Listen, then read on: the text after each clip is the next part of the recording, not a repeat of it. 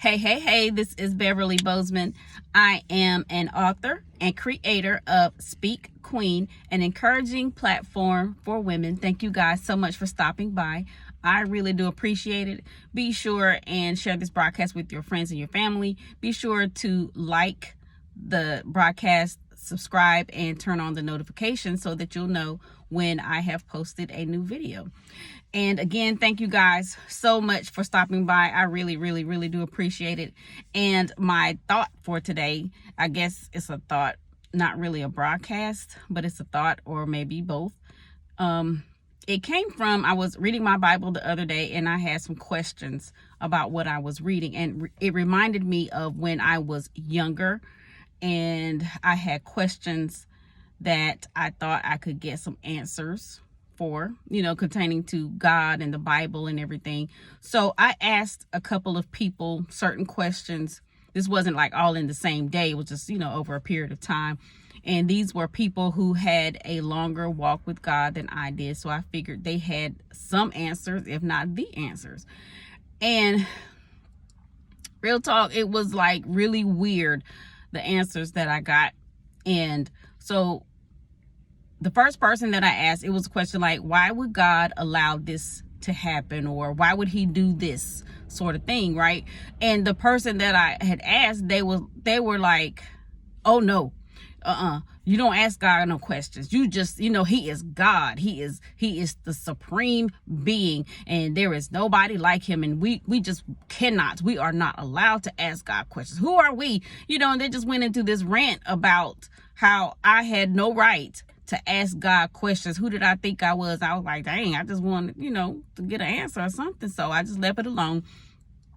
And then sometime later, I had a question about something that I read in the Bible. So I asked a few people trying to get some answers. And I got like a host of answers that were not satisfying to my question. There were answers like, okay, so what you do is you go to such and such chapter and verse and you look up what is similar to that, and then it's going to give you more information, and then you can look in at the bottom of your Bible or the footnotes. And it was just very theological, if I'm saying it right. It was very scholarly, but it wasn't answering my question. It was just, why did God allow this, or why did God tell them to do that? Because I just wanted to get a better understanding of the story. And it was just like being in school. And then another person just basically was like, well, what you need to do is fast and pray and ask God to give you the wisdom concerning that story.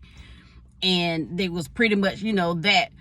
But what I was looking for was, I don't know. If you don't know, tell me you don't know. Okay, instead of sending me on this wild goose chase or just throwing it all off on God, instead of saying, well, ask God, what did he mean? And I could be wrong. It could be me just being me. But now that I'm older, I realize the best thing for me to have done was just do that. Ask God. I didn't know that when you have questions about God, it's always, in my opinion, best to go to God. Because ain't nobody going to know the answers better than him. But I was conditioned to not question God. And it wasn't like shaking my fist. God, how could you? Even though he understands if we ask questions like that, because he made us. He knows everything that we're going to do, say, and think. But I was not encouraged really until my adult life, like in my current age, to just go to God as your father and just ask him questions. I was given so many sterile answers, or so many scholarly answers, that they just didn't make sense. And it made me wonder the other day when I had questions like, how much time have I wasted with wrong answers? Not just about biblical answers, but just answers, period, for life. How much time have I wasted asking people who did not know. They were close to me. They were friends. They were family. They were people who I thought knew things or had my best interest. How much time did I waste asking them instead of asking him? So I'm not wasting any more time asking people, what should I do? Or what does this mean? Now, if I know somebody has an answer that's close to what I need because they've been through it, or they are very, very knowledgeable in it, that's their field of expertise, yes, I'm going to ask, because that makes sense. Especially, if God leads me to asking them rather, then, I'll do it, because sometimes it just makes sense to ask somebody who's been through that experience. But of course, I'm going to ask God first, because I now have this type of relationship with God where I'm going to just ask him, and he may even lead me to somebody else. But I guess my point to everybody who's watching this or whatever, sometimes it's not always good to go to other people and ask them questions. Why not ask him? If you're not familiar with God and you don't have that type of relationship with God or whatever, I can understand you asking other people. But why not get a relationship with God, if nothing else but to get you some answers?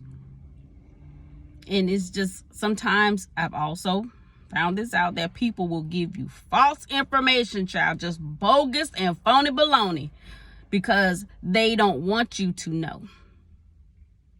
Not just because there's enough for everybody in the world to have this or to have that. Some people just don't want you to elevate, because the questions that you ask are intimidating.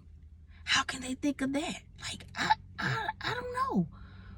Like, what in the world would make them think of that? Not in a bad way, but dang, that's some next level stuff. That's some Jimmy Neutron stuff. That's some weird science stuff. That's really unique. And it will tell people the type of mindset that you have, especially like if you are a reader like I am, or if you're the type of person you observe things and you like 2 + 2 don't equal 4 in this situation. I'm going to get me some answers, because something don't smell right. We're going to figure this thing out. It could be a case of that. And some people are just not brave enough to go against the grain. Some people are just not brave enough to answer questions. And some people are just not brave enough to think for themselves. And the fact that you are brave enough to think for yourself is very intimidating to them. So they will not give you correct answers. They will not give you encouraging answers. At the very least, they could say, I don't know. Ask so-and-so. They used to work there. Or ask so-and-so. They dated somebody who has a degree in whatever. At the very least, they could point you in the right direction. When people won't even give you basic information like that, it says a whole lot. They are intimidated by you, or they feel so bad about themselves that they don't want you to move any further in life than where you are. And you don't even need to fool with those folks. I don't like to tell people not to deal with other people, but the truth is just the truth. We ain't got that kind of time to be wasting. Like a sister said a couple of months ago, if God say so, I'll be 50 years old this year. I ain't got no business hanging around with people who doing the same stuff that they were doing 10 years ago, with no ambition, ready to ridicule me because I'm moving forward.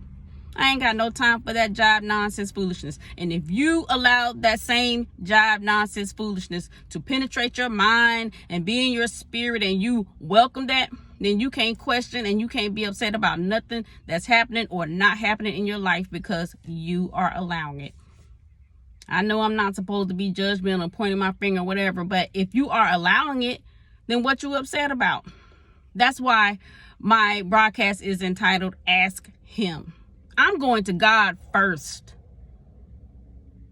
If I don't do nothing but whisper the thought to him, and he puts somebody in my mind to go and ask, then that's the answer. Go ask them, and I'm going to do it. It's just, a shame that we waste a lot of time asking people their opinions and asking people to guide us and help us. And we could be getting some of the most bogus information that's causing us to mark time in achieving our goals, or marking time, and life is just passing us by. How would you feel if you had asked somebody about a person, you thought he was attractive or you thought he was nice, and you just asked about him because you kind of interested, he looked good, or I don't never hear anything bad about him or whatever, and you ask somebody about him and they give you this information. Oh girl, you do not want to mess with him. You don't want to know nothing about him, girl. He is XYZ ABC 1 2 3, and you find out that it was bogus information or it was true information, but they padded it because they knew that you would want to date somebody with all of the X, Y, and Z because they wanted them for themselves. Or they just didn't want you to be happy because they ain't have nobody. Sometimes the things about people that we don't like, they're not deal breakers. They're just things that we don't like. But the personality of the person, the heart of the person, the mindset and the spirit and the actions of the person, how they treat you, is something that you can get over or something you can deal with. Especially if it's something about the person that you have never experienced with somebody. You just heard other people talking about how beneath them it is, and you develop that mindset. Well, that's beneath me too. Well, I'm going off on a tangent, so I guess it's time for me to go. But anyways, thank you guys so much. Excuse me. Thank you so much for stopping by. I really do appreciate it. Again, be sure and share this broadcast with your friends and your family. Like, share, and subscribe. Turn on the notifications so you'll know when I'm on with my shenanigans once again. And thank you. I appreciate it. Be sure to release your genius. Pull off the impossible every day. Remember, you will have whatever it is that you say. So be positive when you speak, Queen.